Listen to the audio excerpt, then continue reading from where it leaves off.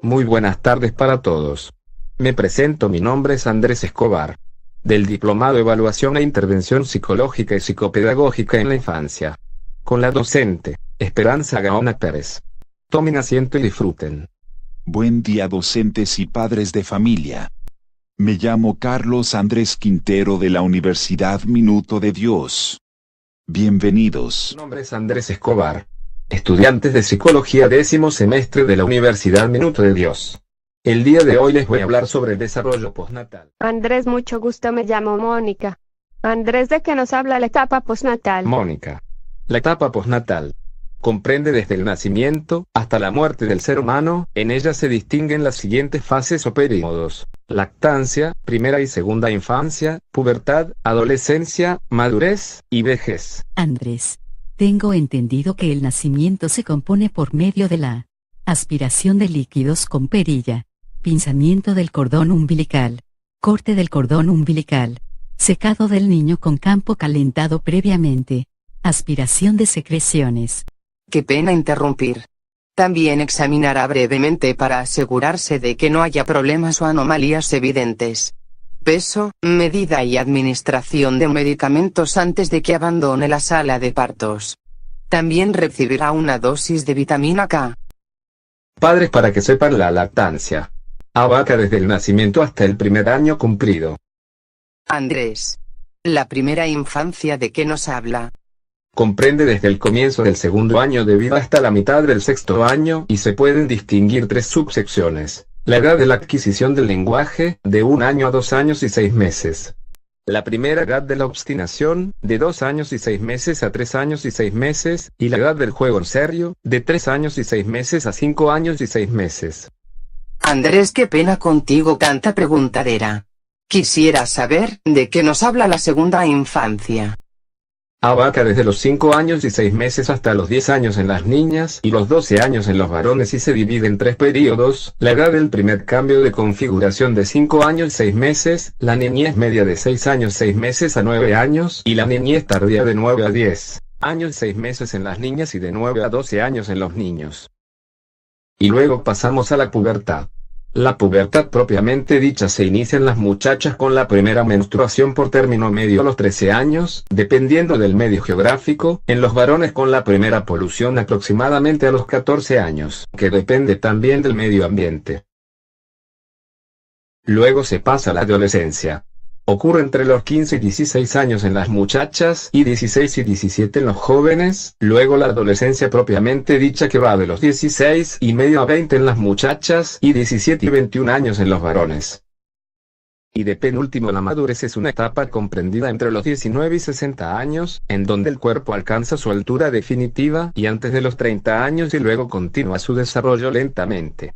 Desarrolla la inteligencia adulta, la experiencia, más intuición. Y para finalizar esta charla del desarrollo postnatal, terminamos con la vejez, comprendida cuando la persona empieza a los 65 años de edad o más. Con esto el registro sensorial, almacenamiento y procesamiento de la información, la sabiduría, experiencia, principios pragmáticos, enfoque contextual, aceptación de la incertidumbre y reconocimiento de las diferencias individuales. Mil gracias por su atención prestada, padres de familia. Espero que les quede claro todo lo referente al desarrollo infantil postnatal. Vamos a continuar con la maduración y conducta motora y lenguaje. Daisy, primero que todo te voy a hablar de la maduración. Se conoce maduración es el proceso mediante el cual atraviesa cualquier ser vivo que crece y se desarrolla hasta llegar a su punto de máxima plenitud. La maduración es un proceso lento, ya que no sucede de un momento para otro, sino que se da a partir del desencadenamiento de determinados elementos y hechos. Por ejemplo, la maduración en algunos de los casos puede durar breves momentos, como lo es en el caso de los insectos, mientras que en otros seres vivos puede durar inclusive hasta años, como en el caso del ser humano. Andrés, explícame también sobre la conducta motora. La conducta motora son los aspectos motores del comportamiento, regidos por las conexiones del sistema nervioso central con la musculatura estriada, que permite el desempeño del individuo en su medio y la interacción con otros de su especie. Se evalúa con base en lo referido por el paciente y su familia, además de lo evidenciado durante la observación directa que el examinador realiza en la entrevista clínica. Los trastornos de la conducta motora se dividen en dos grupos: los de conación, que hacen referencia al componente volitivo, y los de ejecución. Dice. Eso es todo. Vamos a pasar ahora a hablar sobre el lenguaje. Andrés. ¿Sobre qué nos habla el lenguaje? Dice. El lenguaje es un sistema de signos, orales, escritos o gestuales, que a través de su significado y la relación permiten que las personas puedan expresarse para lograr el entendimiento con el resto. La comunicación requiere de este sistema de signos para llegar al objetivo del entendimiento común. Diversos factores entran en juego cuando se realiza la comunicación por medio del lenguaje. Por ejemplo, se ponen en marcha funciones como la inteligencia y la memoria lingüística. Andrés. Sigo yo. Te voy a hablar sobre el conocimiento visoespacial, la percepción de caras. Preparado, Daisy. Te escucho atentamente. Andrés. Las habilidades visoespaciales. Según la Organización Mundial de la Salud, las habilidades visoespaciales son las funciones mentales implicadas en distinguir por medio de la vista la posición relativa de los objetos, arriba, abajo, a la derecha o a la izquierda, en relación a uno mismo.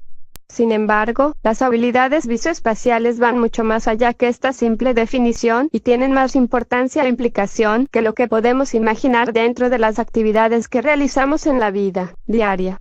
Estas funciones están presentes prácticamente en cada minuto de nuestro día. Las utilizamos cuando extendemos la mano para tomar un objeto, para calcular distancia y profundidad cuando caminamos, y situar los objetos que hay a nuestro alrededor, sin golpearnos o tropezarnos entre ellos. Nos permiten calcular la distancia que hay entre un punto y otro, trazar mapas mentales para explicar cómo llegar a cierto destino, o calcular si el espacio es suficiente para estacionar el auto. Daisy. Mil gracias por tu colaboración. Me quedo entendido sobre las habilidades visoespaciales. Quisiera saber un poco sobre la percepción de caras. Andrés. La percepción facial nos habla sobre qué procesos intervienen en la percepción de una cara. Percibir una cara es lo mismo que percibir un objeto cualquiera. ¿Por qué los testigos usualmente recurren a rótulos generales o únicamente describen los rasgos más sobresalientes cuando se les pide que describan a una persona? Los estudios en psicología de la percepción pueden aportarnos algunas respuestas a estas preguntas. Específicamente para la percepción de caras, Bruce y Young, 1986, propusieron un modelo general que abarca desde el instante en que se ve un rostro familiar hasta su reconocimiento y la evocación de su nombre. La primera fase consistiría en la codificación estructural de las características faciales que permitirá la construcción de una representación visual. Para ello, el sujeto realizaría un análisis simultáneo y en paralelo de diferentes tipos de información facial. A. De la apariencia facial o patrón facial, que implica la identificación del estímulo visual como perteneciente a la categoría de las caras. B. De las características particulares del rostro y su distribución espacial particular mono orientada, que permitirán reconocer semejanzas o diferencias entre rostros. C. De las expresiones faciales. D. Del lenguaje facial. Movimientos orolinguofaciales, lectura labiofacial. Daisy, mil gracias por tu explicación. Me queda claro el tema visoespacial y percepción de las caras. Voy corriendo para hablar con Carlos. Que me explique lo referente a la memoria y funciones ejecutivas para culminar. Chao. Carlos. Buenas tardes. Por favor, ayúdame con el concepto de funciones ejecutivas. Claro, Andrés. Con mucho gusto. Las funciones ejecutivas se pueden definir como el conjunto de capacidades cognitivas necesarias para controlar y autorregular la propia conducta.